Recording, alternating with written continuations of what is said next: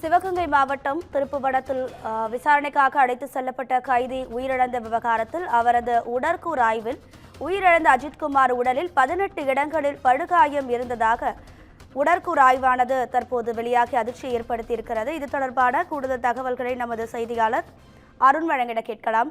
அருண் வணக்கம். அந்த உடற்கூறு ஆய்வுல வேற என்னெல்லாம் குறிப்பிடப்பட்டிருக்கு, உங்க விரிவான தகவல்கள்?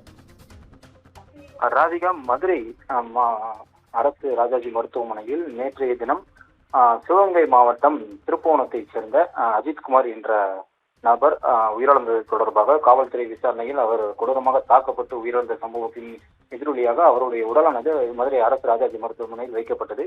இந்நிலையில் அங்கு நீதிபதி முன்னிலையில் அந்த உடற்கூறு ஆய்வு நிறைவு பெற்ற நிலையில் அதற்கு அந்த உடற்கூறு ஆய்வில் 18 இடங்களில் அவருடைய உடலால் காயம் ஏற்பட்டிருப்பதாக ஒரு அதிர்ச்சிகரமான தகவலானது கிடைக்கப்பட்டிருக்கிறது. சிவகங்கை மாவட்டத்தைச் சேர்ந்த 29 வயதான அந்த மடப்புறம் கோயிலுடைய காவலாளியாக பணியாற்றி வந்தவர் தற்காலிக பணியாளர் அஜித்குமார் காவல்துறை விசாரணையில் உயிரிழந்ததாக கூறப்படக்கூடிய சம்பவத்தில் தற்போது அவரது உடல் பிரேத பரிசோதனைக்காக நேற்றைய தினம் மதுரை அரசு ராஜாஜி மருத்துவமனையில் வைக்கப்பட்டு நீதிபதி முன்னிலையில் அவருடைய உடல் பரிசோதனையானது மேற்கொள்ளப்பட்டது. இந்நிலையில் கடும் சித்திரவதைக்கு செய்வதற்கான அடையாளங்களானது அவருடைய உடலில் இருப்பதாக உறுதி செய்யப்பட்ட தகவலானது தற்போது கிடைக்கப்பட்டிருக்கிறது. மேலும் இந்த பிரேத பரிசோதனை முடிவில் முதற்கட்ட தகவலில் குறைந்தது 18 வெளிப்புற காயங்கள் உடலில் இருப்பது அந்த ஆய்வறிக்கையில் கண்டறியப்பட்டிருக்கிறது. மேலும் காயங்கள் மண்டையோடு தொடங்கி கை, முதுகு, கால் உள்ளிட்ட பல்வேறு இடங்களிலும் அந்த காயங்களானது பரவி காணப்படுகிறது. மேலும் உட்புற உறுப்புகளில் பலவிதமான காயங்களும் இரத்த கசிவு போன்ற மரணத்துக்கு உட்பட்ட காரணமாக இருக்கக்கூடிய பாதிப்புகளும் இருப்பது விசாரணைகள் தெரிய வந்திருக்கிறது.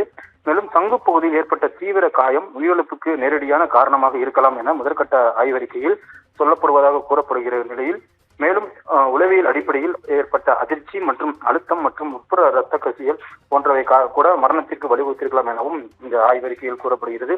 வழக்கமாக ஒரு பிரேத பரிசோதனை 1 முதல் 2 மணி நேரம் மட்டுமே ஆகும். ஆனால் அஜித்குமாருடைய உடற்கூறு ஆய்வு என்பது நடத்தப்பட்ட பிரேத பரிசோதனை என்பது 5 மணி நேரத்திற்கு மேலாக நடைபெற்றிருக்கிறது. இது அவரது உடலில் அசாதாரண அளவிலான தாக்கங்கள் மற்றும் காயங்கள் இருந்ததை உறுதி செய்கிறது.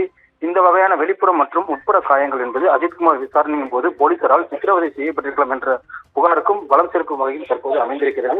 ஏற்கனவே 2019ஆம் ஆண்டு கடந்த ஆட்சி காலத்தில் சாத்தான்குளம் கொலை வழக்கு என்பது மிகப்பெரிய ஒரு பேசும் பொருளானது. அந்த வழக்கிற்குடைய அடிப்படை முகாந்திரங்கள் இது போன்ற காயங்கள் இருந்ததே அந்த வழக்கிற்கான ஒரு அடுத்த கட்ட நகர்வு கொண்டு சென்றது. இதே போல இந்த ஆட்சியிலும் தற்போது இந்த திருப்புவனத்தைச் சேர்ந்த அஜித்குமாருடைய உடலில் காவல்துறையினுடைய சித்திரவதைக்கு உட்பட்டு உயிரிழந்தது என்பது தற்போது பேசும் பொருளாக காணப்படுகிறது. அஜித்குமாருடைய வழக்கிற்கு உரிய விசாரணை வேண்டும், அதே போல அவருடைய உயிரிழப்புக்கு நீதி வேண்டும் என்று அவரது பெற்றோர்களும் தொடர்ச்சியாக குற்றம் சாட்டி வருகிறார்கள்.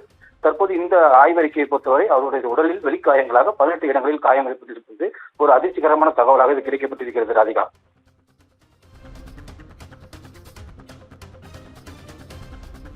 உங்க விரிவான தகவல்களுக்கு நன்றி அருண்.